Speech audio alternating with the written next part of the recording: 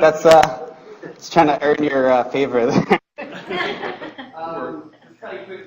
On myself, I'm originally from Hawaii. I've been a WordPress developer pretty much since it came out. It's been kind of more on and off initially, but now I'm pretty much a dedicated WordPress developer for like the last 2 years. I focus on sites for small business, so that's where I'm coming from. I spend a lot of time training my clients and doing that type of thing. So Flexbox is something that's true to my heart because it's something that's relatively new in the world, and not a lot of people know about it, even experienced developers. So that's why I'm here to share some truth with you. I wanted to ask you if you would get ready to flex. That's one of my heroes, not as a politician so much, but just as a really buff guy. To start off, we're going to talk about Flexbox. I'm going to use a quote from a guy that I've been reading his blog. His name's Nick Law. He's based in Toronto. I've been reading his blog for about 15 years now. CSS Flexbox is an incredibly useful tool for layout without using floats or positioning.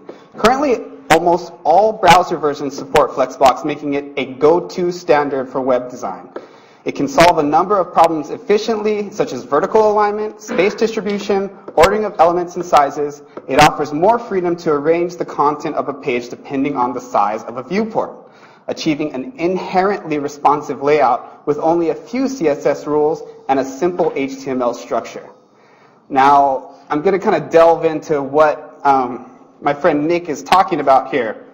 But first, I'm going to talk a little bit about the history of Flexbox and why it is significant. I'm not going to spend too much time on that, but I feel like this will make you appreciate it more.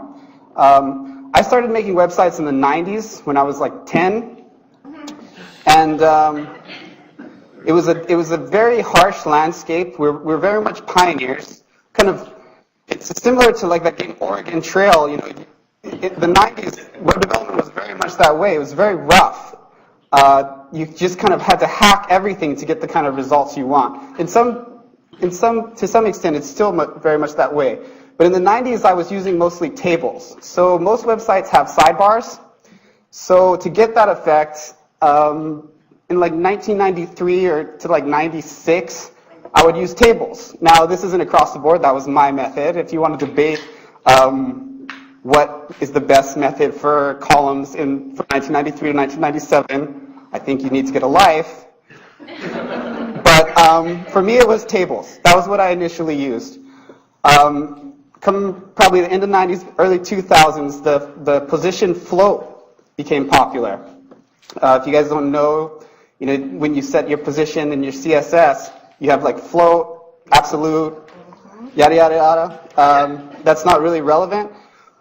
But what happened, I wrote right here, once the iPhone was released, the internet changed forever. And all of a sudden, responsiveness was in this crazy high demand, And for basically the next 6 years plus, we were using this position float CSS. And it worked, and you could get it to work great, but it was always more or less a hack. It never was really like a stylish way to do it. It was just clunky, and it was never really intended, in my opinion, for that use, even though you could execute it fairly well.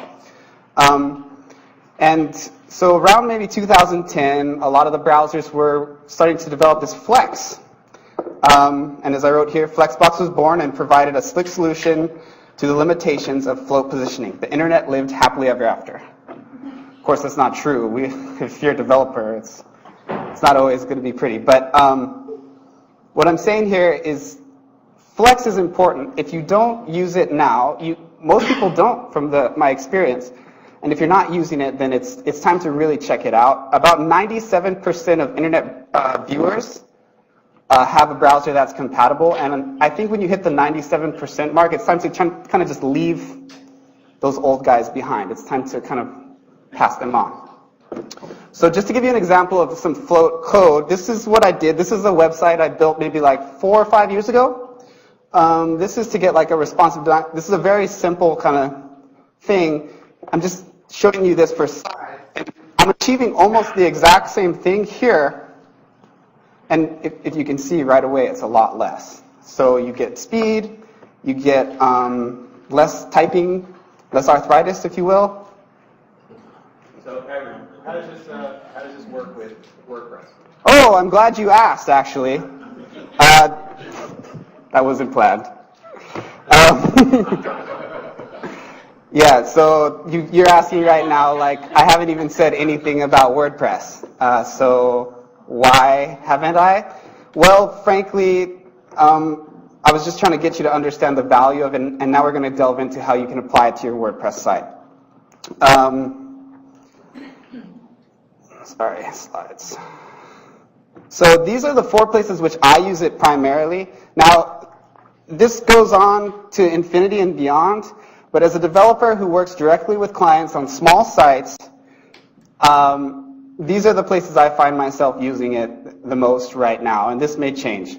You can use it in the simple edit area of your page. If you log into a WordPress site, there's that edit page. When you make a new page, you can put it just right into the input box that comes stock with WordPress. And then you can fix the CSS, or you can put the CSS right in your HTML tags. Where I use it probably the most is when I'm trying to make my footer look good, and I don't want to use a themes, or I don't want to use, whether it's my theme or someone else's, I don't want to use the theme kind of alignment. I get kind of freaky about margins, and sometimes 1/3 columns don't work for me. Sometimes I want 1/5 column, and then 1/4 column, and then just crazy combinations of column width in my widgets, and that's another place where I use Flexbox. I also use it in builders. Some of the builders I use, just kind of to name drop a few, like Beaver Builder, of course, Visual Composer, and then my favorite one is this thing called the Themify Builder. I'm able to they provide column functionality, but a lot of time their functionality leaves me a bit lacking, and I don't really want to, there's limitations, so I can delve in and use my own Flexbox divs to kind of create that functionality. And then of course there's theme development. And I kind of briefly mentioned, passing over existing themes and editing them. So if, for example, you're working with a theme, or if you're working with a plugin that uses Flex, you can stylize it correctly if you have somewhat of an understanding of Flex. And also you can develop themes. Real quickly, I just want to mention as a side note, there's also this functionality that's relatively new called Grid. And I'm not actually an expert on that, but typically, from what I understand, I see it more used for themes. You can use Flex for themes, and that's fine, but if you see Grid, don't be scared. It's just kind of like a little bit of a different version of Flex, more or less. Okay, so before I go into my actual how-tos, which is why you guys are here, I just want to say that I'm picking some of my favorite Flex kind of things that I do. There's a lot of things you can do with Flex. Flex is extremely powerful. I'm not really focusing on that right now. I'm focusing on, the easy stuff that Flex can do. So, because that, if you are kind of advanced, just be patient, and, if you want to ask a question and we have time after, I'm happy to answer, but I'm really kind of staying really basic. Even my code, I'm not stylizing it. I'm just trying to make it so you can see exactly what I'm doing. Okay. So, let's get into it. Right here, this is the most basic Flex div setup that I could imagine. The key thing in there is that display flex property. So if you put that into your CSS, it'll make it do something like what I've listed below. This isn't really that useful in and of itself, but this is kind of my starting point, so you'll see kind of where I'm going from here. I'm sorry about that. Okay, so one thing that's really important is flex direction. The type of times I would use this is I would use flex direction to switch the order of the columns. Now there's a little bit more of an in-depth way to do this, but a really simple example would be say for example you had a sidebar on the left of the page and you wanted it to move to the opposite side of the page if it's loaded on a mobile device. So you can pretty easily jump in there, switch your flex direction, Another way you could use this is manipulating forms. So say you want the forms to display in a different order, you can use this flex direction command. And this isn't, like I said, all inclusive, but once you're kind of playing with it, you'll see like what you can do and how much functionality it has. How far in are we here? I'm just kind of trying to wonder. Okay, we got lots of time. Okay, so since we got lots of time, I'm gonna use some of my examples here from CodePen. If you guys want to go to my CodePen and you have your computer, you're welcome to. It's just codepen.io/Techie.Design, which is my development company. So here we have justify content. This is my next example. Justify content is huge. If you're dealing with tables, this is arguably the most significant use for Flex, in my opinion. With justify content, you can do space around and space between. And you put this on the parent of the divs that you're manipulating. So if you're doing space around, it actually makes an equal space around every element, kind of like the ones at the top there. If you're doing space between, it makes it so it goes all the way to the side. I'm sure if you kind of delved into web development, you can see how that would be useful in a variety of ways when you're dealing with images or content or whatever. I have a little bit of an example here on my CodePen. So like if you guys want to go and check out this code either now or later, this is a little bit more of a complex version just so you can kind of visually see what's going on, but it's basically the same concepts. Again, this code here is extremely kind of simplified, so I don't have styling, so you won't get it to look quite the way you want. I'm just kind of trying to teach you the tags. So right here, if you want to go, like I said, onto CodePen, you can check it out. Okay, flex item width. This is significant. This is so that you can set fixed width. It accepts pixels, EMs, percentages. You can say, for example, here, I'll show you this with my example here. But also a similar functionality to width is flex basis. Now the difference between the two is flex basis can also affect your vertical height. So whatever is being flexed, sometimes depending on whether you're displaying things as a column or you're displaying them as rows, the flex basis will affect it in a different way. And that's a little bit complicated. I don't want to get too much into that, but basically that's kind of the gist of it. So that's something you can kind of figure out while you're doing width or basic. Now just to show you an example here of the flex width. So you see these will go and then there'll be like a breaking point. So this is all flex width. This is based on a percentage. So the problem here you're probably seeing is that they are not shrinking to the right. Like if you actually had content in one of these divs here, you may be frustrated because you want it to drop down to the next row. So that would be an issue you're facing. So in order to deal with that, you can use varying widths. Now this is one method. Again, this is the way I do it. There's a gazillion ways to do it. But you can see the code that is kind of white here is affecting what's going on. And so then, with your varying widths, you use this command flex1. Or I don't know if you'd call that a command. I'm not very good with semantics, but you get what I'm saying. This flex1 here, and then flex3. Now, I'm going to show you how it looks first, and then I'm going to talk a little bit about what is going on. So this code here is this first row here. And basically what you're doing is you're setting up a ratio. So I have 4 columns here and 1 here. So this would equal 12, and this would equal 1. So the total width is a ratio of 13. So if I do flex1 here and I have 1 column, then it's 1/13 of the width. If I have flex3, then it's 3/13 of the width. Do you guys kind of follow that? Does that make sense? So if you are an old-timer, as far as development goes, which, I mean, if you're over 30, you're pretty much an old-timer these days, then you understand how valuable this is and how much easier that is than flex positioning. So this is another example here of a flex width. This time I did 3 columns. I did one that was 1, 3, and 9 for the flex, and then you see the second row here. You can kind of see what's going on. It made this third row 3 times as big as column 2 and 9 times as big as column 1. That's huge. So another thing that's really cool is you can actually omit this flex tag when you're building out your columns.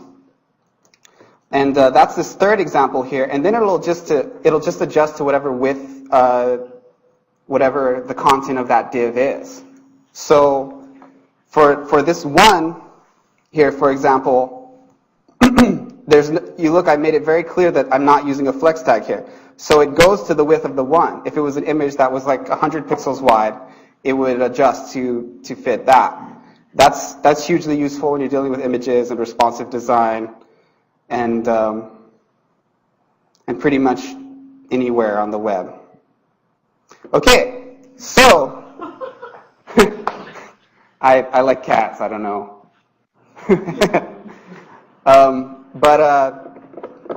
So you're probably asking yourself, like, what about mobile? I haven't really touched on that. I did a little bit on the last one. It's a good question, you know. It's worth asking. There's 2 ways I go about it, and there's other methods again, but the 2 ways I deal with mobile is first, media queries. Now, this you could do a whole separate talk on. It's not a media queries talk, it's a Flexbox talk, but using basically the same original code and just wrapping this grid display flex in this media queries tag here, I can actually make it so it'll adjust to the mobile. Now, I'm going to show you an example. This is the top one here. This is a varying widths, and so once I go under that 900 mark, it just switches. See that? And that has its place. It has its own functionality. Very important. Very nice for your mobile devices. So media queries is the first way to do it. The other way that I do it is with flexwrap. And that's a little bit different. This is more applicable if you don't want your elements to get resized, in my opinion. So what they'll do is once you hit a point where there's no space, they'll drop down. Now, I can't actually close this window enough where it'll drop down any more than that. But if I could go half the width of this window, it would drop down again. And again, if you guys want to just copy and paste this stuff later to mess with it, it's all on my CodePen, codepin.io/Techie.Design. Alrighty. How's everybody doing? You guys still following me? Kind of throwing a lot at you pretty fast here. All right. Okay. So probably, you know, the most, in my opinion, arguably the most significant thing that we can do with Flexbox is center things vertically. I can't even tell you guys like how many hours I spend every couple years figuring out a new way to center like a heading in the middle of a page. It seems like one of those things that should just be so easy, but especially back in the IE days, it was just like a rough situation. It was just a rough, I'm kind of getting a little bit of anxiety just thinking about it. But with Flexbox, it's not so hard anymore. It's not so hard. Now, this is a pretty simple little thing I put together. It will display like this here. I'm gonna take some time to kind of analyze what's really going on. Most of this you don't really need, but let's look at this. So this is a little strange because it's in CodePen, but if it was on, I promise, if it was on like an actual page, it would work like correctly. But it just based on the height. So, for example, if this div, let's just restyle it a little bit since we've got some time. Background color green. So here's the div right there, and as you adjust the height, let's do 500. Oh, that's the width, sorry. Noob. Let's do 200. You see it's still right there in the center. This is just, I don't really know how to say it other than this is really just a miracle. No, really though, this is the kind of thing I wake up sometimes and I'm just like, thank God, the world is not going astray. I know that kind of sounds like an exaggeration, but centering content has been somewhat of a challenge for us developers for quite a long time. Vertically centering, I mean. And you can do this with anything. You can say it, and you know, it's just really easy to work with. It didn't update. That's weird. Anyway. All right. So, I'm actually moving along pretty fast. So, what I'm going to do now is I'm going to advise all of you guys to go to, when you're done with this, of course, go to flexboxfroggy.com. And this is a great way to kind of learn Flexbox and get like a splash of what it can do. What I did when I originally did this, when I was first learning Flexbox, I used Flexbox Froggy as kind of a tool. And then I made up my own hard mode, which is really sophisticated. I actually just put like post-it notes in front of this guide here on the top. And that'll actually force you to actually memorize your Flexbox vocabulary. So maybe do it once, and then when you're ready for a real challenge, put some post-it notes on your screen and cover that so that you can get that done. So just to show you an example of what's going on here, it says to do flex in. So in order to move this frog, oh, I'm failing. Justify content. See?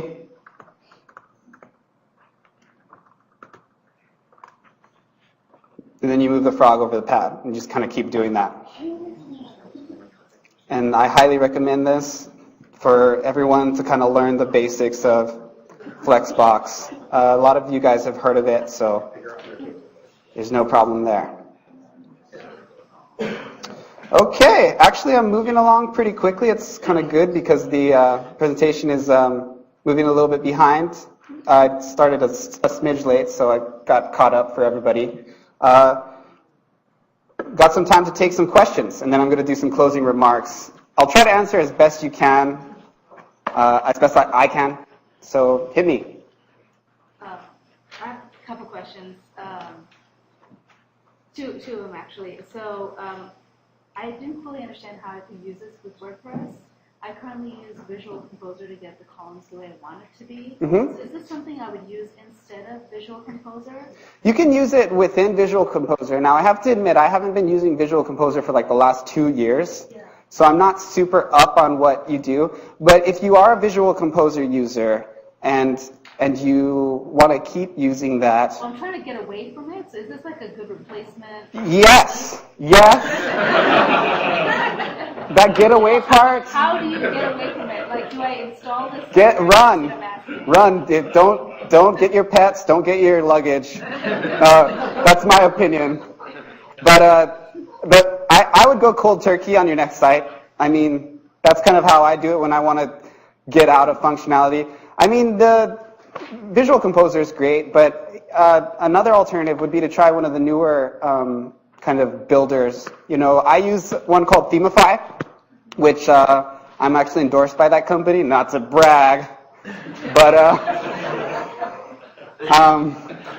they hook, huh? In Visual Composer, you can paste raw HTML into. Yeah, exactly. That's also what you can do. You can post raw HTML right into your Visual Composer. So when I said in the beginning, like you would use it for a builder, what I meant is you would just use this Flex kind of markup and put it into your Visual Composer modules. The event where you would need to do something like that, like I said, is when the columns aren't behaving the way you want them to. I think my question is, do I need to install something somewhere, put in a line of like an import statement somewhere to get Flex to work, or does it all? No, Flex is part of HTML and it's CSS. It's not. You don't need any. It's not like jQuery. Okay. You know, it's just there. There's no worries. It's just part of the mainstream thing. Cool. Okay, do we have another question? Move over to the left or right a little bit because you're out of video right now. There you go. Perfect. Oh, sorry about that. Did we have another question? What's up, brother? What's your code pen again? Oh, it's Techie.Design. So codepen.io/Techie.Design. I have some cards, which if you guys want to grab one on your way out, they're right here. So that has like my website, and from there you can easily find my CodePen. I literally haven't been using CodePen, and I made that CodePen last night for this presentation so that you guys could grab that afterwards, because you can't really just stand here and describe Flexbox for a long period of time. Oh, sorry. Sorry. Stand here. Okay. So, okay, we got you, man. Well, I'm gonna go for the man first, and then because you guys are in the exact same field of vision. So there's a man behind you. I'm gonna ask his question first, and I'll get to you afterwards. All right? I was just gonna ask, so if you're working in the admin, and let's say you put it into text view, and you start building these columns and that sort of thing, but, does it stay? And if it shifts back over to the visual mode? Oh, like the composer? Yeah, or just I know what you mean. You know, like there's HTML and then there's the other one, Yep. the other tab. Visual Builder. Thanks, guys. You guys should be talking up here. I don't remember that kind of stuff. But as far as that goes, I haven't personally had any problems. Okay. I don't have like the adjustments that WordPress core makes to your code memorized too much. I will say that the reason I use it in the widgets the most, like I said, is because the widgets tend to mess stuff up the least. So that's why it is the most ideal situation to use it in. You can put it into the builder, and you're just going to have to kind of experiment, reload it a couple times before you walk away, switch back and forth between the visual and the HTML, and just kind of experiment that way. And it's a pretty quick solution to figure out which ones work and which ones don't from that point. Does that work? Yeah. That's what I would do. Miss, did you have a question? I do, but it's also almost a two-part question. Sure. So if Flex is already a part of the CSS, and we are already using it, I already use that in the Visual Composer as well, which has helped me immensely. Why isn't Visual Composer just able to be upgraded to include the Flexbox rather than just using parts of it? Wouldn't you just say upgrade it, and why do we need to write it in or include it? Because there may be incompatibilities with Visual Composer's line of CSS or not? Is it gonna fight against it? And then you have an additional question in addition to this? It's kind of like, why don't we just upgrade the Visual Composer then so that we have Flexbox in there Okay. already a part of the CSS? So just to premise your question, I'm not, and I'm just full disclosure, I'm not a Visual Composer advocate. I don't use that. I have a different way of of handing off my clients things. I use, like I said, I use a Themify builder. Have used Visual Composer. Typically my experience with Visual Composer is I come in like a firefighter and I have to fix things. Because it is a good method to kind of get to where you want to go. But that being said, as far as whether or not you're asking like, is it not, why it's not fluently integrated into Composer? Right. Or will there be incompatibilities? Or if my site is already using that, and I've set everything up using that in Visual Composer, then I include Flexbox, is it gonna then reset parameters? Is it gonna have any compatibilities on my code, on my theme? The short answer would be, I don't think so. But I don't hold me to that in a contractual sense. I do often use Flexbox when I'm trying to get Visual Composer to do things that it doesn't do naturally. If you prefer to use Visual Composer, like I said, use it when you can. But what I would advise for Flexbox, at least in getting started, is to use it when you want to do something that Visual Composer doesn't do. And like I said, for me, that would be like really customized column width or some kind of column responsive, kind of situation where that is your priority, And Flexbox, since it is part of like HTML, is very much, it's very much tends to typically work. Okay, we have a little bit more time. I saw you raise your hand first, sir. So I just had a quick comment. Yeah, appreciate please. A lot of us, I think, have heard of it and don't know. So I appreciate you kind of just breaking it down because it's just CSS properties, right? Exactly. That's all I'm trying to do here. I just wanted to mention that there's a course online by Wes Boss called "What's the Flexbox?" And it would be kind of a great follow-up to kind of to where you are taking us. And it's free. It's like 20 videos or something like that. I don't know if we're going to mention it, but that sounds great. If you guys want to try that course, talk to this dude. I might post some of this information on my blog later if you want to grab my card. I haven't yet, so there's no promises there. Froggy is pretty ultimate for education, in my opinion, but I'm definitely going to. It was interactive. Yeah, that's how I learn. The frogs jumping around on colorful lily pads is really. Right. If you can get that, it's always the best. If you're that kind of learner, that worked for me. That's kind of how I did it. So that's what I recommend to most people. But yeah, 30-day course. If you're more of an academic type, which I'm clearly not, I would say go for it.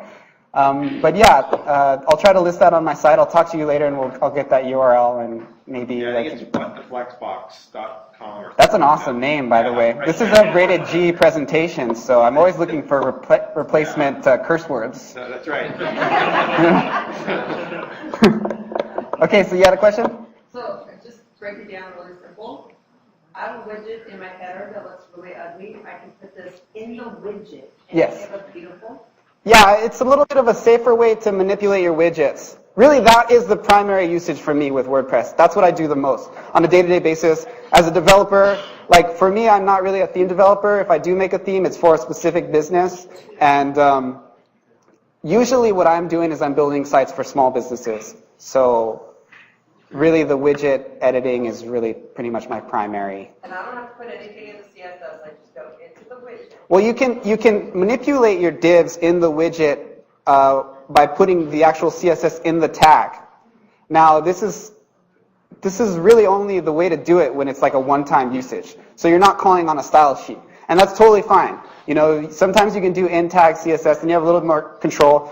For example, if you want to style something and use the important tag, which you guys can look it up. It's exclamation important. Then it won't screw up your whole site. So widgets are great for that, and widgets are very nice to inline CSS. If you put the inline CSS into the actual HTML entry on like your edit page, sometimes you'll see some glitches with that. So that's not as robust as a way to do it. But widgets are really, at least the starting point. That's where most people kind of go. I think we're done. So if you guys want additional resources, you can check me out on my site, Techie.Design. I really appreciate all of you guys listening through all of this. I hope you got something out of it. I tried to make it as dense as possible. So I covered a lot, and if you don't understand what I'm talking about, just go to Flexbox Froggy, and it'll all be better. Thanks a lot, guys. I really appreciate it.